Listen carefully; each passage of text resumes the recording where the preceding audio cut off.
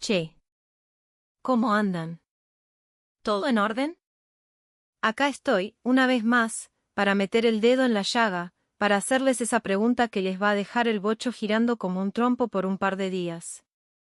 ¿Alguna vez se pusieron a pensar que, quizás a la misma hora, en dos puntos opuestos del planeta, dos pibes con la misma cara de dormidos están viviendo dos juventudes que son como universos paralelos?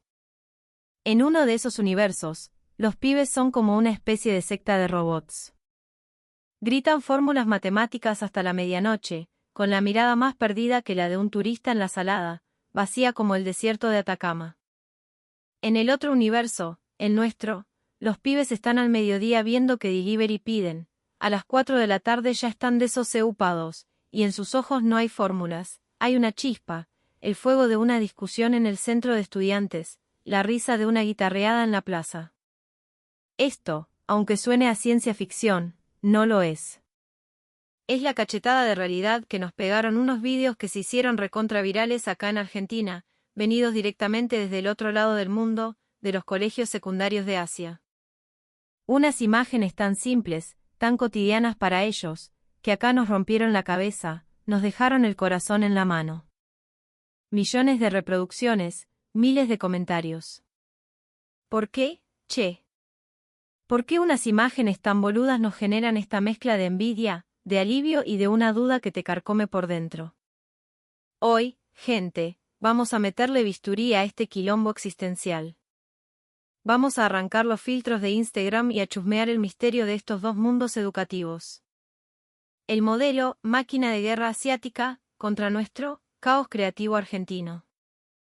¿Quién carajo tiene la posta para el futuro que se viene? Así que ajustense los cinturones, porque nos vamos de viaje a través del océano para entender cómo podría haber sido nuestra adolescencia. O para darnos cuenta de la que, por suerte o por desgracia, zafamos. El contenido de esos vídeos es casi ridículo de tan simple. Solo muestran la rutina de un estudiante de secundaria en China o Corea del Sur. Pero son justamente esas escenas, tan normales para ellos, las que acá nos provocan un cortocircuito mental. Es la sensación que tendría un tipo que caminó 3 días por el Sáhara y de repente ve un oasis. La primera reacción no es alegría, es pensar que el bocho le está fallando, que está alucinando mal. Si miramos los números, los datos fríos de las redes, cualquier vídeo de estos que pasa las 10.000 reproducciones se dispara a 1 millón, a 10 millones de vistas. Este tsunami de tráfico no es solo morbo, es un espejo de nuestra propia ansiedad colectiva, de un deseo profundo y una sorpresa mayúscula por una realidad alternativa. ¿Cómo puede ser que pibes con la misma base cultural, con la misma cara de orientales, en el camino de la educación terminen en dos extremos tan zarpadamente distintos? Por un lado, tenés un aula que es un quilombo ensordecedor de gritos, de una memorización en trance, casi religiosa. Por el otro, tenés a los pibes nuestros, cagándose de risa en una asamblea del centro de estudiantes. Allá, un control carcelario, donde cada minuto está cronometrado. Acá, la libertad de pedir unas empanadas al mediodía o de rajar a las 4 de la tarde. Y esto no es una diferencia menor, no es un detalle de horarios. Detrás de esto se esconde, probablemente, un enigma gigantesco sobre la naturaleza humana. Hoy vamos a hacer un ejercicio de imaginación. Vamos a pelar la cebolla, a sacar las capas de edición y los filtros edulcorados para escarbar en la verdadera cara de la educación en esos países y, de paso, mirarnos a nosotros mismos. ¿Esos destellos que tanto nos impresionan son un paraíso real o son, como sospechamos, otra forma de trampa, una desviación afortunada de la norma? Y en la otra punta del mundo, desde cuando sus jóvenes se convirtieron en máquinas de gritar programadas para obedecer. Abróchense bien todo, que despegamos. La historia tiene que empezar en un lugar concreto para que la entiendan. Viajemos mentalmente a Buenos Aires, a la esquina de Bolívar y Moreno. Ahí, imponente, está el Colegio Nacional de Buenos Aires. El CNBA. O si quieren, podemos ir al Carlos Pellegrini. Para que se den una idea, estos colegios son para nosotros lo que el BIDFZHNG es para los chinos. Son el pináculo de la educación pública, la catedral del saber, el sueño húmedo de cualquier pibe o piba argentina que quiere comerse el mundo. Ahora, si usamos nuestra imaginación, ¿cómo debería ser un lugar así? Según la lógica que nos metieron en la cabeza, debería ser un infierno. Pilas de libros hasta el techo, fotocopias desparramadas por todos lados, pibes con anteojos culo de botella caminando a 1000 por hora por los pasillos, con la cara pálida por el estrés. El aire debería ser denso, irrespirable, cargado con la tensión de la competencia. Debería haber carteles rojos colgados en las paredes con frases como: si no terminaste de estudiar, estudia hasta que amanezca. Pero no. Un youtuber que se metió a filmar ahí capturó una escena que a cualquier padre asiático le provocaría un infarto fulminante. La cámara muestra que son las 12 del mediodía. Las 12. A esa hora, en el otro universo paralelo, los pibes están haciendo una cola de 100 metros para recibir un plato de arroz, o están en el aula morfando a las apuradas mientras resuelven un problema de física, parados para ahorrar tiempo. En ese mismo instante sagrado, en la puerta del Nacional de Buenos Aires, aparece una banda de pibes. ¿Y qué están haciendo? ¿Están repasando para un examen? No, boludo. Están recibiendo un delivery. Sí, leyeron bien. No hay muros altísimos, no hay rejas, no hay un preceptor gritando como un sargento. Los pibes, celular en mano, le agarran al pibe de la moto las cajas de pizza, las empanadas, el mate cocido. Se cagan de risa, charlan, con una soltura, una liviandad, como si estuvieran en la feria de Mataderos un domingo. El youtuber que filma, con un tono medio canchero, nos cuenta las reglas del colegio. Y cada regla es como un misil a nuestra concepción del deber ser. ¿Hora de estudio matutina obligatoria? No existe, papá. Los pibes en Buenos Aires pueden caer al colegio, como tarde, a las 8:10 de la mañana. Del otro lado del mundo, a las 5:30 ya están de pie, y a las 6:30 ya están sentados en el pupitre, dándole a los libros. Horas de estudio por la tarde. ¿Qué es eso? Se come, te diría un pibe del Nacional. Los colegios públicos en Argentina casi no tienen clases de apoyo o estudio obligatorio por la tarde. A las 4, cuando el pibe de Seúl todavía está por la tercera clase de la tarde, los nuestros ya colgaron los botines. El control de entrada es un chiste. En algunos colegios famosos, como los de La Plata, ni siquiera hay un control estricto. Entrás y salís cuando querés. Hasta podés saltar el tapial para ir a comerte un pancho al kiosco de la esquina y volver. Prohibido teñirse el pelo. Eso es del siglo pasado. Pelo azul, piercing en la nariz, maquillaje mientras vos estés contento, al colegio le chupa un huevo. Para los que fuimos criados con la regla y el reglazo, esto no les suena a una fantasía zarpada. Pero lo más interesante es lo que pasa con las actividades extracurriculares. El youtuber cuenta que en un colegio de élite como el Nacional, el laburo principal de los pibes de primer y segundo año es, agárrense, participar en el centro de estudiantes, tocar en una banda de rock, hacer teatro, debatir de política. Recién en el último año, cuando tienen el CBC de la uva a la vuelta de la esquina, se ponen las pilas y empiezan a quemarse las pestañas. ¿Esto suena al típico discurso de la educación feliz? No. Pero acá viene el gancho al hígado, el dato que te descoloca. Las estadísticas oficiales muestran un giro de guión espectacular. Este colegio, que parece un club de amigos, tiene una tasa de ingreso a la UBA, que para nosotros es como Harvard y Yale juntas, de casi el 50%.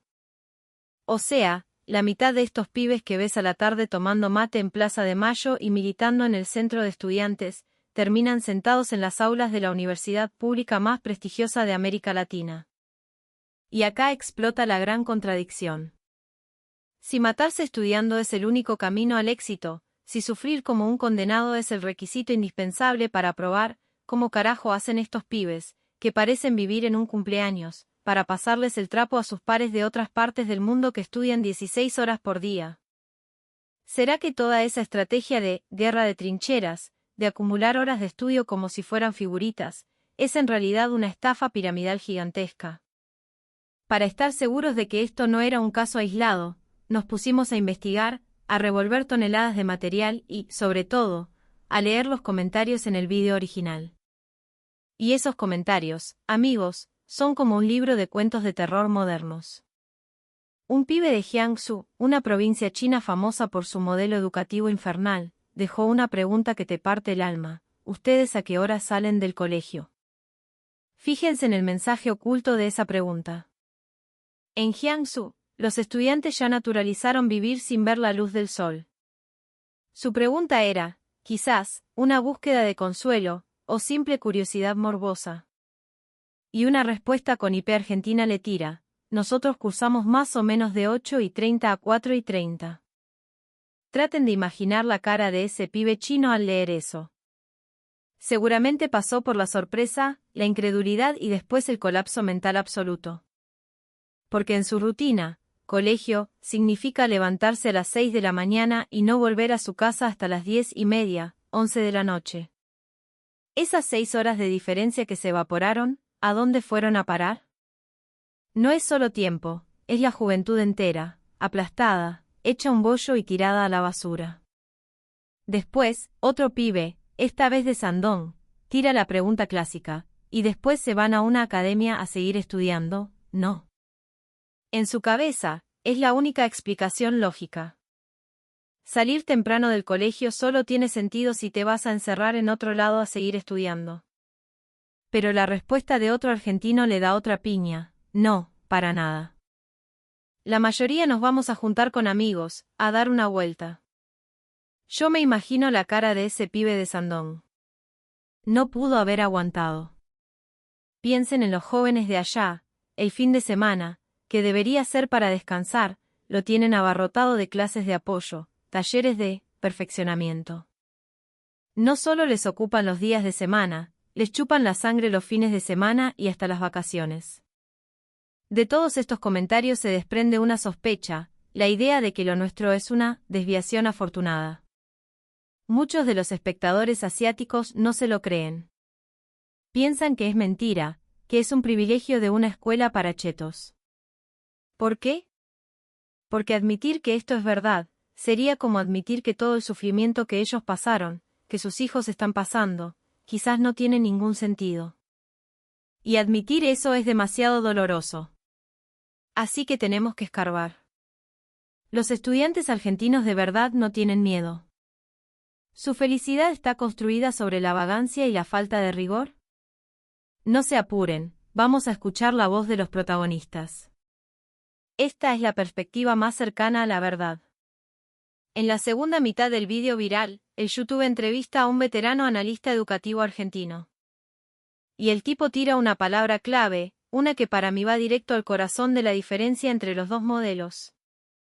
Dice: el estudiante argentino claro que tiene presión, también se quema las pestañas. Entrar a una buena universidad es un orgullo para la familia. Pero la nuestra es una presión que viene de adentro, una motivación interna. La de ellos es una presión externa. ¿Qué carajo quiere decir esto? En Argentina, el rol del colegio es más parecido al de un proveedor de servicios que al de un carcelero. El colegio no va a llamar a tu vieja porque te sacaste un 2 en matemática. No va a colgar un ranking de la vergüenza en la pared para humillarte. Ningún profesor va a cobrar menos porque el promedio de la clase bajó. La presión viene del pibe mismo. Che, quiero entrar en medicina en la UBA, así que yo me voy a buscar un curso de apoyo. Quiero ser ingeniero, así que yo me voy a poner las pilas. A tus viejos los llaman al colegio por una sola razón: si te mandaste una cagada de comportamiento. Si le hiciste bullying a un compañero, si te cagaste a piñas en el recreo. Jamás van a citar a tu viejo para retarlo porque su hijo sacó un 3 en historia. Esto hace que la presión del estudiante argentino, aunque exista, sea manejable, sea autoimpuesta. Pero lo más importante de todo es que la sociedad argentina, con todos sus quilombos, le teje al pibe una red de seguridad gigante. El YouTube menciona un fenómeno que a un padre asiático le volaría la cabeza: el lugar de las escuelas técnicas. En su contexto, si un pibe no aprueba el examen para entrar a un secundario común y tiene que ir a una escuela técnica o de oficios, es como el apocalipsis. Los padres sienten una vergüenza terrible, el pibe se siente un fracasado, y la opinión pública les clava el cartel de perdedor. En las redes de allá, se escucha mucho la idea de que ese examen te sella el destino de clase. Si no entraste al bachillerato, tu vida terminó. Pero en Argentina, esa lógica está invertida. Tenemos una red de educación técnica zarpada. Hay muchísimos pibes con promedios altísimos que, por amor a la mecánica, al diseño, a la cocina, renuncian voluntariamente a un bachillerato tradicional y ponen como primera opción una escuela técnica. Y estudiar en una técnica no solo no es una vergüenza, sino que si sos bueno en lo tuyo, sos un tipo respetadísimo. Y en el futuro podés entrar a una universidad tecnológica como la UTN, con un futuro laboral que no tiene nada que envidiarle a una universidad tradicional. Esto es como ponerle una red de contención a todos los pibes que corren desesperados por un único y angosto puente. Acá no tenés que cruzar por ese puente sí o sí. Podés elegir ir nadando, tomarte un bote, o incluso construirte un avión. Viéndolo en espejo, ¿por qué en Asia se matan de esa manera? Porque en la cabeza de la mayoría, debajo de ese único y frágil puente, lo que hay es un abismo sin fondo. Ese pánico a la caída es la raíz de toda la ansiedad. Por eso, cuando el pibe de Jiangsu pregunta si tienen mucha tarea, el argentino contesta más o menos. Cuando el de Shandong pregunta si van a clases de apoyo, el nuestro dice, no, ¿para qué? Y no es porque seamos más inteligentes, ni porque seamos más vagos. Es porque tenemos la banca para no tener miedo. Esto no es solo una diferencia de sistema educativo, es un choque frontal de mentalidades sociales. Y ahora, prepárense, porque voy a describirles una escena que probablemente les dé cosa, que les ponga la piel de gallina. Así que respiren hondo. Es una imagen que a muchos de ellos les resulta familiar, es casi un recuerdo de la infancia grabado a fuego. El YouTube muestra esta escena, en un aula, decenas de pibes, con el cuerpo inclinado hacia adelante, con los libros casi pegados a la cara. Como si estuvieran poseídos, se balancean con toda la fuerza de su cuerpo y gritan a todo pulmón. Cada uno se esfuerza por sonar más fuerte que el otro, como si a mayor volumen, más rápido entrara el conocimiento. Algunos gritan hasta ponerse colorados, hasta que se les marcan las venas del cuello. Otros gritan hasta que la mirada se les pierde, como si entraran en un trance, en una alucinación sostenida por la falta de oxígeno. El YouTube en el vídeo describe esa ola de sonido como un estruendo que hace temblar las paredes. Pero yo lo que escucho ahí dentro es una tristeza infinita. Eso no es el sonido del estudio, es más bien un pedido de auxilio colectivo. En psicología, este comportamiento se llama sobrecompensación o histeria de masas. Cuando una persona está agotada, con la atención dispersa, necesita de movimientos bruscos y de un volumen alto para forzarse a despertar su propio cerebro adormecido. Es una forma de autoengañarse, de simular diligencia. Y tanto los profesores como los padres, al ver a los pibes moviendo la cabeza, transpirando, sienten una extraña tranquilidad. Miren qué aplicados son, así es como se debe estudiar. Pero si lo pensamos en frío, la profundidad del pensamiento se puede medir en decibeles. ¿La velocidad de la comprensión se puede alcanzar a los gritos? ¿Ese balanceo mecánico puede forjar una personalidad libre e independiente? El YouTube lo dice de una forma brutalmente honesta, este método de estudio a los gritos es, en el fondo, un exilio del pensamiento. Cuando el pibe pone toda su energía en la velocidad y el grito, el cerebro en realidad se apaga.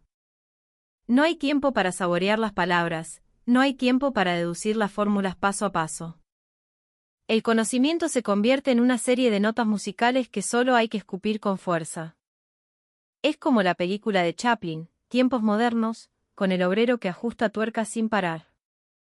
Los pibes dejan de ser individuos vivos y se convierten en una gigantesca línea de producción educativa, en una serie de grabadores que repiten al unísono. Este método de estudio está sistemáticamente extirpando la capacidad de los chicos de sentir alegría. Comparemos con los vídeos de los colegios argentinos, esos pibes cagándose de risa en un pasillo, doblándose de la risa en un ensayo de teatro por un error boludo. Esa risa es genuina, es liberadora, tiene alma. En las imágenes de allá, incluso en la clase matutina más apasionada, la mirada de los pibes está vacía. Es como un charco de agua quieta, sin ondas, donde solo queda la espera instintiva a que suene el timbre. Ese grito no es pasión, es ansiedad. Esa concentración no es serenidad, es un vacío existencial. Entonces, ¿por qué pasa esto? Si tiramos la línea del tiempo para atrás, vamos a descubrir que hace unas décadas, la educación en algunos países asiáticos era muy parecida a la de allá. En los años 70 y 80, también había castigo físico si tenías malas notas, también había un único examen que definía tu vida. Pero, ¿por qué cambiaron? Hay que retroceder hasta los 90, cuando en Taiwán, por ejemplo, se desató una reforma educativa masiva. Aunque esa reforma, liderada por un premio Nobel, hasta hoy sigue siendo controversial y muy criticada, es innegable que, en cierta medida, le devolvió el ser humano a la educación. Empezaron a promover ingresos universitarios diversos, no basados únicamente en una nota. Empezaron a darle importancia a la formación ciudadana, no solo a la memorización. Empezaron a levantar la educación técnica a un nuevo nivel, rompiendo esa vieja cadena de que lo único que vale es el estudio universitario. Fue un proceso largo y doloroso. Y nosotros, los argentinos, parece que estamos atrapados en una lógica distinta. Nuestra educación, en el fondo, no es una lógica de formación, sino una lógica de selección. ¿Qué significa? Que el objetivo no es que cada pibe desarrolle su potencial al máximo, sino separar a la gente por categorías. La escuela funciona como una centrifugadora gigante, a través de una presión y una velocidad constantes, escupe la supuesta élite y descarta al resto como si fuera material de desecho. Y bajo esta lógica, cada compañero es tu rival. Si vos sacás un punto más, yo puedo perder un puesto. Si vos vas a una clase de apoyo, yo tengo que ir a 2. Es el famoso fenómeno del teatro: si el de la primera fila se para, el de atrás, para poder ver, tiene que pararse también. Al final, todos terminan parados, muertos de cansancio, pero nadie ve mejor el espectáculo. El YouTube, al final de su vídeo, dice una frase que te atraviesa como una flecha. El objetivo final de la educación nunca fue criar personas que sepan recitar libros de memoria, sino formar a la próxima generación de ciudadanos que puedan pensar por sí mismos. Si nuestra educación se logra a costa de sacrificar el alma de los chicos, de sacrificar su salud, de sacrificar su pasión por el mundo, para ganar unos pocos puntos en un examen, esa cuenta nos da a favor. Y hay un problema todavía más urgente, más real, que se nos viene encima: la explosión de la inteligencia artificial. Toda esa capacidad de memoria, esa habilidad para resolver problemas estandarizados, esa velocidad de cálculo de la que ellos tanto se enorgullecen. ¿Sirve de algo frente a ChatGPT? Un pibe que se mató 12 años para aprender la gramática inglesa puede ser superado por la precisión de un traductor online en un segundo. Un pibe que se memorizó toda la historia universal puede ser humillado por la completitud de una búsqueda en Wikipedia en medio segundo. Mientras nosotros seguimos criando grabadores, el mundo cambió de música. El futuro no necesita gente que solo sepa obedecer, operar y repetir respuestas estándar. El futuro necesita creatividad, empatía, la capacidad de conectar ideas de distintas disciplinas, y sobre todo, la habilidad de hacer buenas preguntas. Y todas estas habilidades son, precisamente, las que mueren aplastadas en ese método de estudio a los gritos. La educación argentina, aunque parezca desordenada, caótica, un viva la pepa, tiene algo que quizás sea oro en polvo. En las discusiones del centro de estudiantes, los pibes aprenden a trabajar en equipo y a negociar. En esa libertad para explorar, mantienen viva la curiosidad. En esas charlas de café sin una respuesta correcta, entrenan el pensamiento crítico. Y quizás, ese sea el activo más valioso para el futuro. Es como una apuesta entre dos culturas. Una pone todas sus fichas en un camino ya conocido, buscando la máxima velocidad y el puntaje perfecto. La otra, la nuestra, deja espacios vacíos, deja margen para el error, para que lo desconocido pueda brotar de forma natural. En la era industrial, quizás ganaban los primeros. Pero en la era de la IA, los primeros son los que corren el riesgo de convertirse en máquinas obsoletas. Volviendo al principio del vídeo, ¿por qué hablamos de esto? ¿Para cancherear? ¿Para tirar leña al fuego? No. Como bien dice YouTube, lo hacemos para poder ver. Ver a esos chicos del otro lado del mundo, ver esa sonrisa que les nace de adentro. Ver esas almas que se estiran y crecen con libertad. Y eso, en sí mismo, es terapéutico. Nos recuerda que no hay una sola manera de vivir, no hay un solo modelo de educación, y la juventud no tiene por qué ser de un solo color gris. Quizás, como ciudadanos de a pie, no podemos cambiar de un día para el otro un sistema educativo entero. No podemos frenar de golpe esa inercia. Pero al menos, podemos cambiar nuestra propia cabeza. Si sos padre o madre, la próxima vez que tu pibe venga con un boletín con notas medio pelo, ¿qué tal si antes de gritarle, le preguntás si es feliz? ¿Qué tal si en vez de pensar que las horas en el centro de estudiantes son tiempo perdido, te fijas en la pasión que le pone? Y si sos estudiante, cuando sientas que no das más, que el CBC te está comiendo crudo, que querés gritar y no te sale la voz, ¿qué tal si probás parar la pelota? Aunque sea 10 minutos. Mirá las nubes por la ventana, escuchá la voz que tenés adentro. No dejes que te conviertan en una de esas máquinas de gritar.